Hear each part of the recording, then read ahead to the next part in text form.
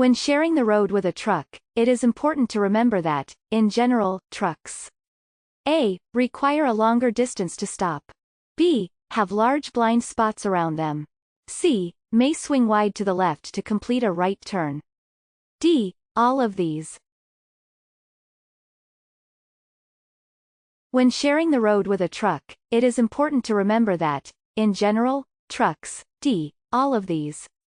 Large trucks are a type of vehicle that can pose some additional hazards, and all drivers should be aware of how to share the road with them safely. Some important things to know about large trucks include the following. Large trucks require more distance to stop, compared to a passenger vehicle driving at the same speed. Large trucks have bigger blind spots to the sides, in front, and behind them. When making a right turn at an intersection, large trucks may first need to swing wide to the left to complete the turn. Lanes of traffic going in opposite directions are divided by A. yellow lines, B. white lines, C. red lines, D. blue lines. Lanes of traffic going in opposite directions are divided by A. yellow lines. On undivided roadways, lanes of traffic that move in the opposite direction are always divided by a yellow-colored line. Lanes of traffic that move in the same direction are divided by white lines. Highway hypnosis is related to A. staring at the road ahead for too long. B. actively scanning the road around you as you drive. C. driving when you are too tired. D. driving under the influence. Highway hypnosis is related to A. staring at the road ahead for too long. Highway hypnosis can occur during long trips when you fixate on the road in front of you for too long.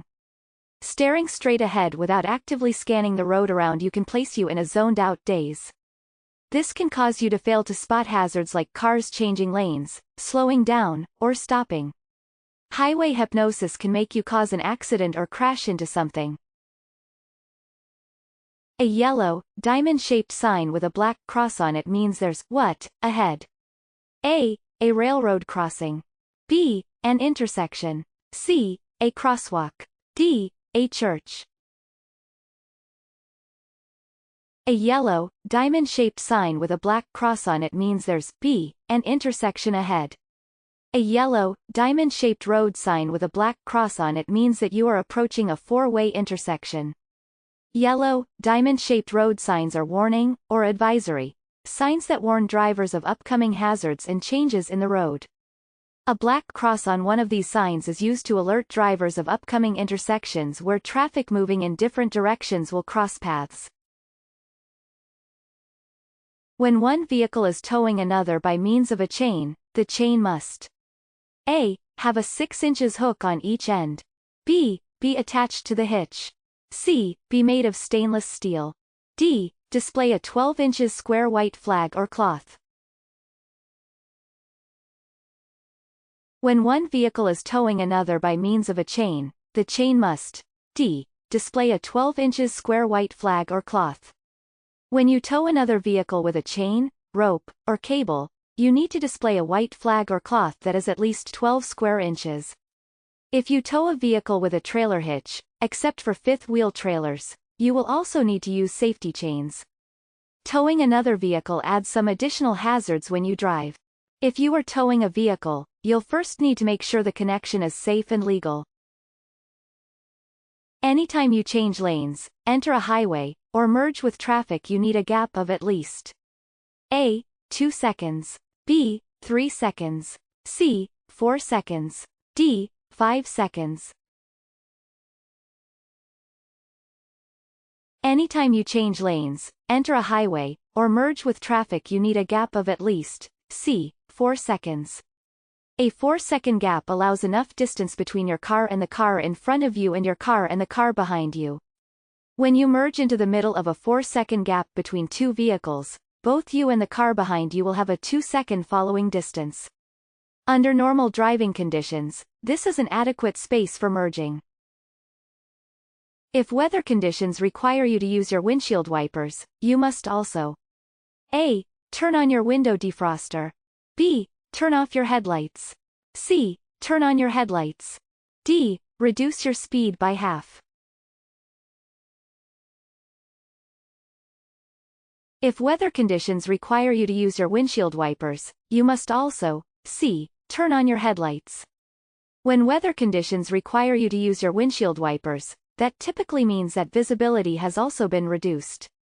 For this reason, many states require that you turn your headlights on whenever you need to drive with your windshield wipers. Your first response to reduced visibility should be A. Reduce your speed. B. Turn on your high beam headlights. C. Turn on your fog lights. D. Turn off your headlights.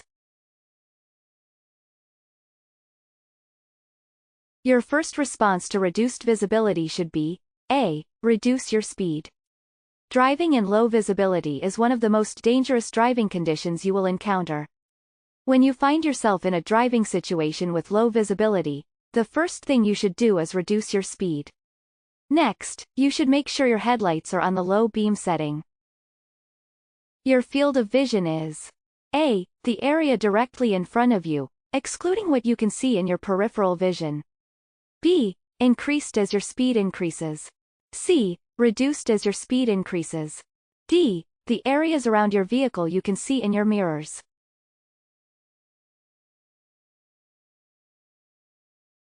Your field of vision is C. Reduced as your speed increases. A driver's field of vision consists of their central or forward vision as well as their peripheral or side vision. The combination of central and peripheral vision makes up what is directly in front of us and to the sides. And, as our driving speed increases, our field of vision becomes smaller and smaller. A pedestrian with a white cane.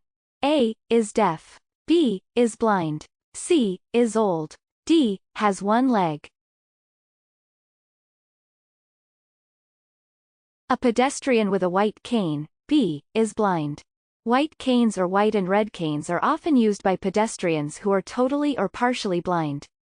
These pedestrians may use a cane and/or a guide dog to help them navigate where they need to go. It is important for drivers to recognize these pedestrians and exercise caution when driving near them, especially at intersections where they may be crossing the street. Great job! Here are some of your next steps to getting your learner's permit or driver's license. Read and study the official driver handbook from your state DMV. Take more free practice tests at puedomanejar.com. Gather all your necessary forms and documents before you visit the DMV office. Before you know it, you'll be driving in your very own car all by yourself. puedomanejar.com. Free DMV practice tests and much more to help you pass your real exams. Visit us today.